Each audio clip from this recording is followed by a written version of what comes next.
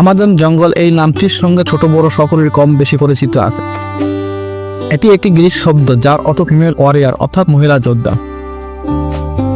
আমাদের আজকের আয়োজন বিস্ময়কর আমাজন জঙ্গলের বিভিন্ন তথ্য দিয়ে সাজানো। হ্যাঁ বন্ধুরা, আজ আপনাদেরকে জানাবো SM মিডিয়া স্টুডিওর এই পর্বে আমাজন জঙ্গলের বৈচিত্র্যময় জানা অজানা কিছু ইতিহাস। তাই পুরো ভিডিও দেখার আমন্ত্রণ রইল।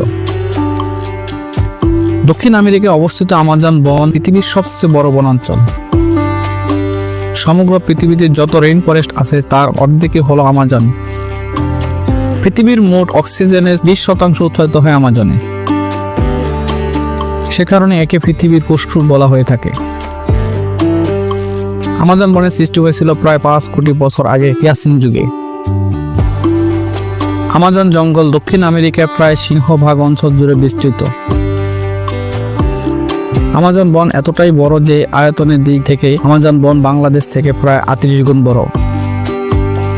আমাদের সুন্দরবন যেমন বাংলাদেশ ও ভারত দুটি দেশের মধ্যে অবস্থিত, আমাজন তেমনি ভাবে 9টি দেশের 70 বর্গ কিলোমিটার এলাকা জুড়ে বিস্তৃত।